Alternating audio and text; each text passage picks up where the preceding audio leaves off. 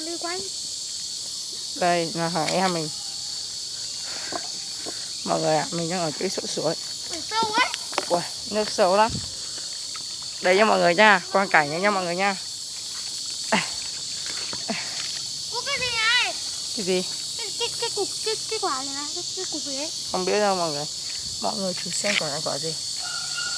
Mà thôi chắc trứng còn gì ấy. Trứng ai cậu? Trứng gì đấy? Đây. Trứng gì đấy? Mọi người nhìn chất chưa?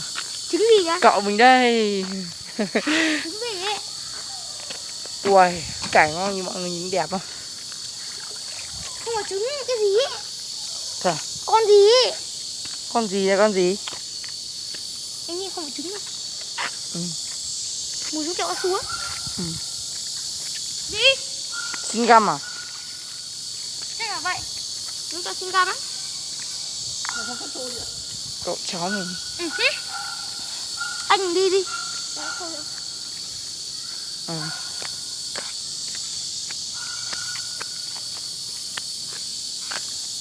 Cẩn thận rêu nhá, chỗ anh nhiều rêu cực. Cẩn thận trơn á. Đây. Ui, bùn rồi. Cậu cháu mình dính bùn khá nhiều. Chết chân toàn bẩn. Đây. Toàn bùn đó. Chân nên bẩn toàn bùn. Khi nào cậu cháu mình sẽ thử thách nhau leo hẳn trên cái quả đồi kia.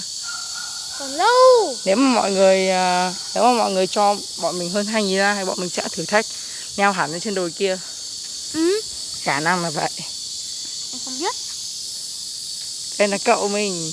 Đi thôi. Cảnh đẹp phết đây. Con chim kìa, nó bay kìa. Cậu đang mò cá mọi người ạ.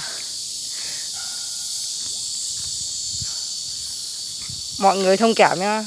Đây mùa hè tiếng ve kêu hơi nhiều mọi người ạ. Chân mình bẩn lắm. Ừ, vậy. Lại là cái con gì này? Kẹo đã xin gơm mà. Toàn kẹo xin gơm.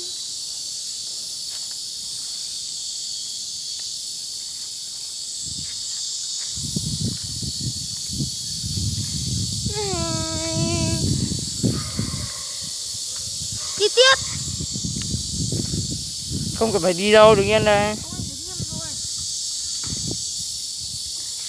Anh nghĩ là về mình có trèo lên được kia không? Chắc là được. Khả năng vậy.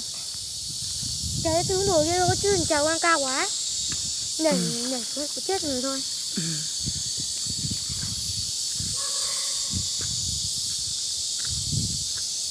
Nước đây nó được không mọi người? Mà khả năng là tí ở trong. Không, còn đâu trong đâu. Cậu à? Cậu đi à? Đi về à? Em sao? Nhìn tướng cậu mình đi à? Đi theo cậu. Bùn dính nhiều vãi.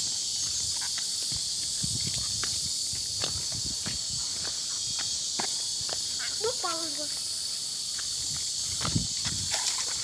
Đấy, chỗ này nắm cá mọi người này. Đấy, cá nhìn cũng tách nha mọi người. Còn cá nhỏ thôi. Ở đây không có cá to đâu, em nghĩ như vậy. Mọi người nhìn xô mình xem tăng cá nhỏ thôi.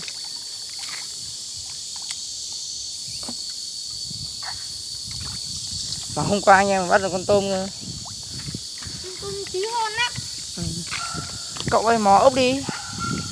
Xong về nướng. Mọi người nhé, rửa chân. Đi đi. Nước mát cực.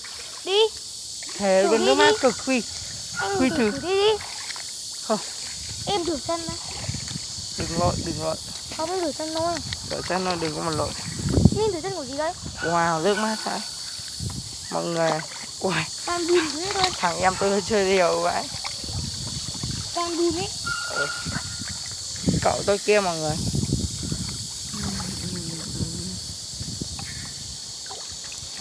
Giờ nước còn đục nhau luôn.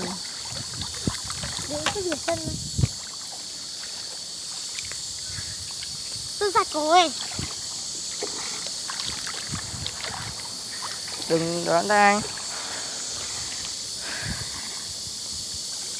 Con gì nhỉ? Con gì? Con cá.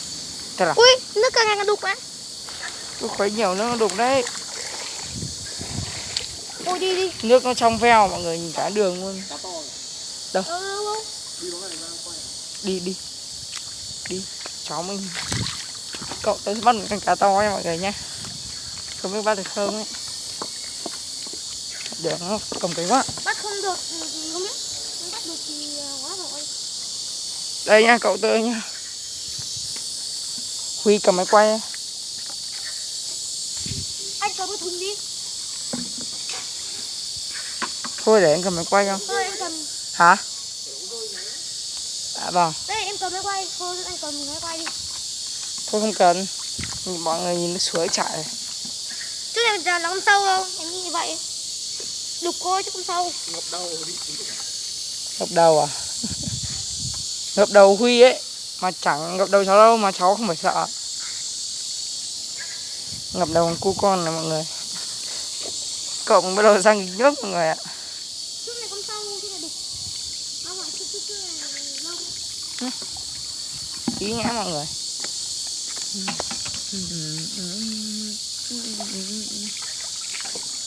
Giờ anh quay cảnh tan cảnh sông mà. Tắt đi luôn. Chào mọi người nhé.